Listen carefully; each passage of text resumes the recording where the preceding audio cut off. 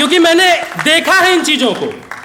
मैं एक पत्रकार की हैसियत से महुआ कोला का आप सभी ने देखा होगा, हरदोई का मामला था, लेकिन एक पत्रकार और बहुजन विचारक के हिस्से से जब मैं वहां पर कवर करने गया, वहां पर मैं मौजूद भी नहीं था, लेकिन इस सरकार ने और इस मनुवादी ताकत ने, महुआ कोला हरदोई का मामला था अशोक की लाट का, 30 तारीख को आह्वान था कि वहां पर सम्राट अशोक की लाट लगाई जाएगी।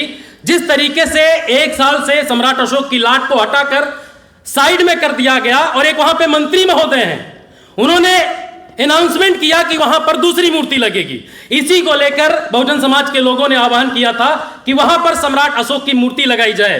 उसके पहले 28 तारीख को हमारा भाई शिवम मौर्य महुआ कोला गांव जाता है और वहां पर मूर्ति को लेकर जिस तरीके से 2 साल से परमिशन नहीं दी जा रही थी और उसी चीज को लेकर विवाद बढ़ता है, विवाद यहां तक काफी ज्यादा हो जाता है।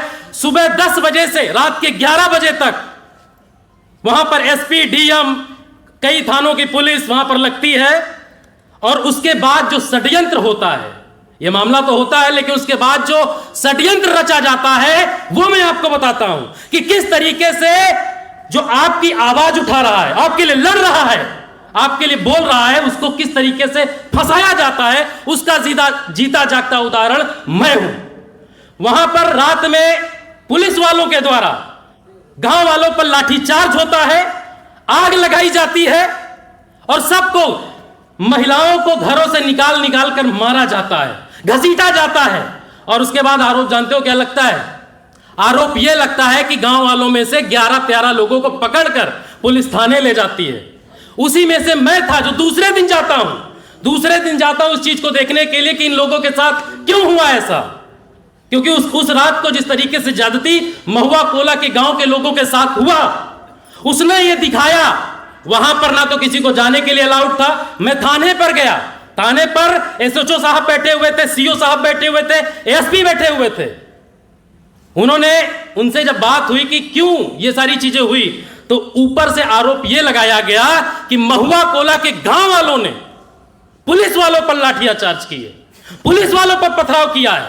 उल्टे इन लोगों को वहां पर बंद किया गया। और उसी मामले में, क्योंकि 30 तारीख को एक और आह्वान था सम्राट अशोक की लाट को लेकर, और उसके बाद उसी दिन जब हम लोग वहां पर गए तो सोचिए, सबका नाम पूछा गया, बकायदा नाम पूछा गया कि नाम क्या है, नाम लिखा गया। जैसे ही मैंने बताया मुकेश मौर्य पत्रकार, ऐसा लगा मानो मेरे नाम से हरदोई प्रशासन पूरी तरीके से मुस्तैद बैठा था। ऐसा लग रहा था कि पहले से पूरी प्लानिंग थी। जब मैं वहां पर गया, हमारे साथ 5-6 अधिवक्ता भी गए थे और तमाम सारे साथी गए थे। उन लोगों ने, उनके सामने सारी चीजें बात हो रही थी, लेकिन वो सोच देखिए, मैं नाम नहीं लेना चाहता, लेकिन अधिकारियों को मैं जानता हूं और समय आने पर उनको जवाब भी मिलेगा। इस चीज को मैं उनके सामने में कह के आया हूं। उनके सामने उन्होंने कहा, जानते हैं क्या आरोप लगाया? यहां पर वो गांव वाले बैठे महुआ कोला के, ये दादाजी बैठे जिनकी जमीन का मामला था। उन्होंने आरोप लगाया कि लखनऊ से स्वामी प्रसाद मौर्य ने तुम लोगों को भेजा है ताकि ये मूर्ति यहां स्थापित करवा सको। सोचिए कितनी नीचता की हद पार कर चुके, जबकि स्वामी प्रसाद मौर्य से उस मामले से कोई मैटर ही नहीं था उस चीज को लेकर। शिवम यहां पर बैठा हुआ है। मंत्री जी, मैं बताना चाहता हूं किस तरीके से इन चीजों को, जो मनवादी सोच होती है, ये जानते हो किस लिए हुआ था? सिर्फ कि 30 तारीख का जो आंदोलन था, जहां पर 2 से 3 लाख लोग आने वाले थे, सिर्फ इसलिए मुझे वहां पर जेल भेजा गया इन लोगों के साथ कि उस आंदोलन को रोका जा सके। उसमें सीओ ने कहा कि मुकेश तुम्हारा नाम है और तुम नामजद हो, तुमने इस यहां पर बवाल करने के लिए पूरी प्लानिंग रची। हमने कहा सर, अगर आपके पास सबूत है तो आप धाराएं लगा दीजिए, जो भी आपके पास है सब कुछ लगा दीजिए, लेकिन इतना याद रखिएगा, निकलने के बाद मैं भी दिखाऊंगा कि आपके पास कितनी भी ताकत, कितनी भी चीजें, आप सत्ता में हैं, आप, मुझे पता है कि आप किसके इशारे पर काम कर रहे हैं। उन्होंने मुझे जेल भेजा, लेकिन सोचिए, समाज और आप लोगों की ताकत ने ये दिखाया कि वही प्रशासन जो 2 सालों से परमिशन नहीं दे रहा था, घुटनों पर आया। मंत्री जी ने ट्वीट किया, संज्ञान लिया।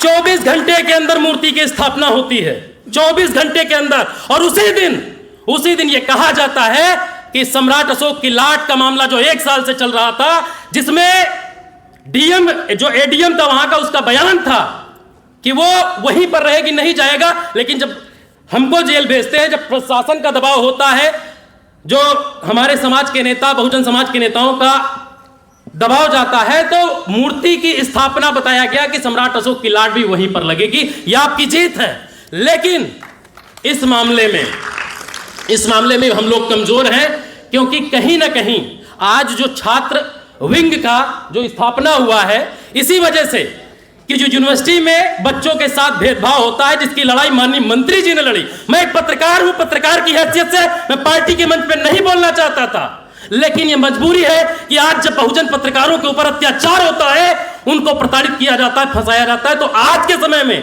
बोलने वाला कोई नहीं है, उनके लिए आवाज उठाने वाला कोई नहीं है।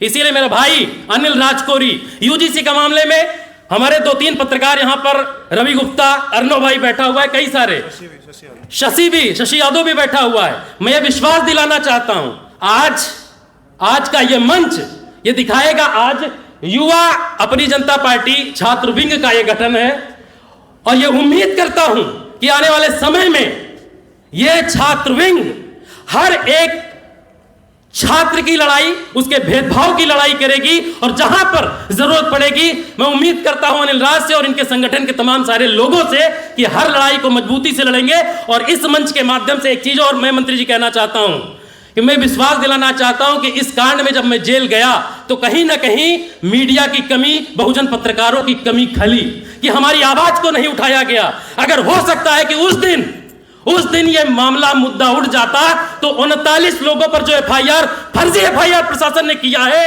उसी दिन रद्द होता और हमें जेल नहीं भेजा जाता।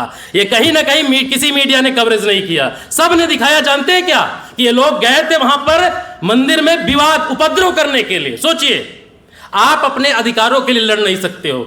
और मैं इस मंच के माध्यम से एक लास्ट लाइन यही कहूंगा कि यही मंच है, और 2 महीने के अंदर हम अपने भाइयों के साथ मिलकर एक ऐसी बहुजन पत्रकारों की, सोशल मीडिया और इन्फ्लुएंसरों की ऐसी टीम तैयार करेंगे जो शासन सत्ता में बैठे हुए तमाम सारे अधिकारी और प्रशासन में बैठे हुए गलत नैरेटिव के साथ हम जैसे पत्रकारों को जेल भेजते हैं। अभी थोड़े दिन पहले विवेक यादव, ओबीसी टाइम्स का, उसने जब विश्वकर्मा लड़की का जो मामला हुआ था, उसमें उसको जेल भेजा गया। सोचिए, जो आपके अधिकारों के लिए आवाज उठाएगा उसको जेल भेजा जाएगा। तो इस वजह से मैं इस मंच के माध्यम से और आप सब से मैं कहना चाहूंगा कि हमको जरूरत है एक ऐसी पत्रकारिता टीम की, इन्फ्लुएंसरों की, बहुजन विचारकों की और बोलने वालों की, जो बोल सके आपके लिए। और मैं पार्टी से भी कहना चाहूंगा कि जो भी पत्रकार हमारे समाज के हैं, उनको सम्मान मिलना चाहिए, उनको उनका अधिकार, उनका हक मिलना चाहिए, ताकि हमारे समाज का पत्रकार, बहुजन विचारक आवाज को और इस लड़ाई को बहुत ही अच्छी और बुलंदी के साथ उठा सके।